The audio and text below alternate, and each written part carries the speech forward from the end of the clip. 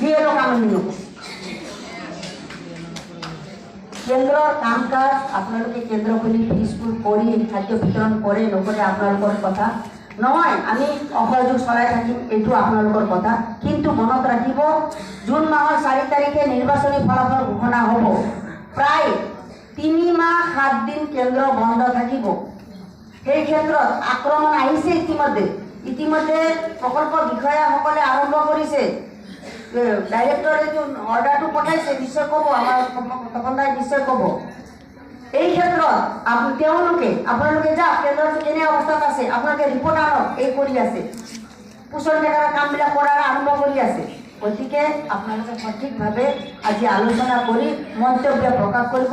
আগন্তুক সময়ত আমি দাবীটো আদায় কৰিম। অসহযোগ আমি উঠাই নলওঁ বুলিয়ে কৈছোঁ। কি পদ্ধতিৰে আমি কি পৰ্যায়েৰে লৈ গৈ আমাৰ এই দাবীও আদায় হ'ব, আমাৰ আঁচনিখনো ৰাখি থাকিব, কেন্দ্ৰৰ কাম কাজো থাকিব, আমাৰ ৰাইজো আমাক লাগিব। এই কথা শেষত এটা কথা কওঁ, আজি 52,000 বান্ধৱীয়ে যদি সচলত ধৰ্ণাস্থলীত 31,000 বান্ধৱী আছে, এই আন্দোলনৰ সময়ত 52,000 যদি আগবঢ়াব, নতুন অহা বান্ধৱীসকলক আমি স্বাগতম জনাইছোঁ। তেওঁলোকে নিশ্চয় হ'ব, পৰৱৰ্তী সময়ত নিশ্চয় আপোনালোকক জনাম। নহ'লে আমাৰ কি হ'ব কিন্তু এই দুয়োটাই কিন্তু অতি কঠিন। এবাৰ আনটোৰ পৰিপূৰক। যেনিবা মোৰ আগৰ বক্তব্য এগৰাকীয়ে কৈ গ'ল যে প্ৰি স্কুল খুলি পোষণ ডেকা নকৰিম। পোষণ ডেকাটো নকৰাৰ ফলত আমাৰ যিটো বিভাগীয় ফালৰ পৰা আমাৰ বিপদ আহিব, সেই বিপদৰ সন্মুখীনত আমি কাৰ পৰা সহায় বিচাৰিম? যদি সেই সহায়টোৰ আমাৰ ওচৰত কিবা এনেকুৱা মানে অনুজ্ঞাপত্ৰ থাকে যে আমি অমুকৰ পৰা এনেকুৱা এটা সংবিধান পাইছোঁ, তেতিয়াহ'লে নিশ্চয় সেইটো বহুতো ফলদায়ক। আৰু অন্যথাই আমিও পোষণ ডেকা বন্ধ কৰি কাম কৰিম যদিহে এনেকুৱা এটা ধৰণৰ হয় বা সঞ্চালকলৈ আপোনালোকৰ কিবা এটা পত্ৰ যায়। এইখিনিয়ে কৈছোঁ, কাৰণ মোৰ লগত মোৰ প্ৰজেক্টখনে মোৰ 9টা প্ৰজেক্ট আছে। গোটেই 9টা প্ৰজেক্টত মই আজি গধূলি নিৰ্দেশ দিছে যে বিএলও কাম কৰিবই লাগিব। সেয়েহে আমাৰ চৰকাৰ প্ৰকল্পৰ বিএলওখিনিয়ে বহুত বিমোদত পৰিছে। আজি ৰাজ্যিক কমিটিয়ে এটা ভাল সিদ্ধান্ত দিয়ক যে বিএলও আমি আমাৰ চৰকাৰ প্ৰকল্পৰ বান্ধৱীসকলে কৰিবনে নকৰে, আৰু পোষণ ডেকা আমি নুখোলোঁ। আমি কেন্দ্ৰৰ সকলো কাম কাজ কৰি শিশুসকলক আমি বঞ্চিত নকৰোঁ। এয়ে আমাৰ চৰকাৰ প্ৰকল্পৰ পৰা মই কৰুণাবাৰী সম্পাদিকা ৰূপামণি বৰাই বক্তব্য আগবঢ়ালোঁ। ধন্যবাদ। নমস্কাৰ। আজি অসম ৰাজ্যিক কমিটিৰ বিষয়ববীয়াসকল প্ৰচাৰ কৰিবলৈ অহা নাই, আমাৰ মতামতখিনি আমি ইয়াত জনাবলৈ আহিছোঁ। কাৰণ আমি এতিয়া ইমান ডাঙৰ এটা সমস্যাত ভুগিছোঁ। এই সমস্যাটোৰ সমাধানৰ কাৰণে আমি ৰাজ্যিক কমিটিৰ সহায় সহযোগিতা বিচাৰিছোঁ। কাৰণ আমি এতিয়া কিটো সিদ্ধান্ত আমি ৰাজ্যিক কমিটিয়ে দিয়ে, আমাৰ প্ৰকল্পসমূহৰ পৰা আমাক বহুত প্ৰেছাৰ দি আছে। আমাক চিডিপিঅ'সমূহে সদায় মাতি আমাৰ লগত আলোচনা কৰি আছে। গতিকে আপোনালোকে যি সিদ্ধান্ত দিয়ে আমি সেই সিদ্ধান্ততে আমি একমত।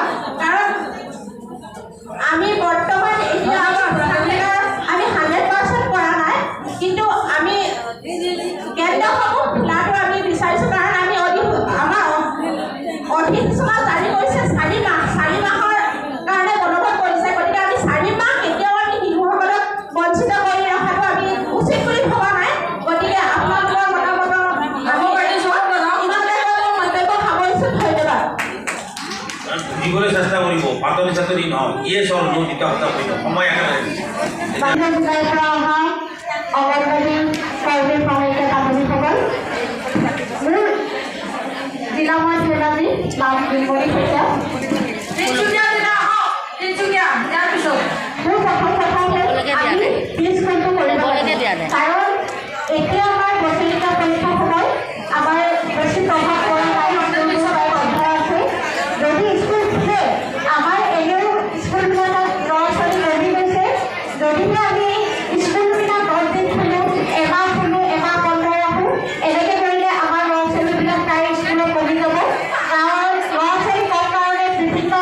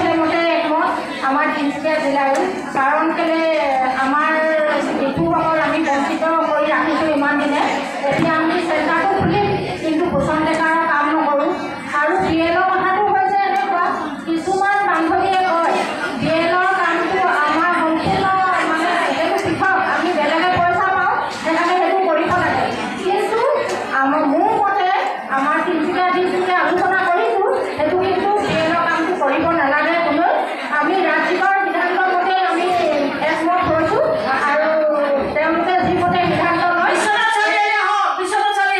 সেইমতে আমি একমত বুলি ইয়াতে কৈ মোৰ চমু বক্তব্য সামৰণি মাৰিলোঁ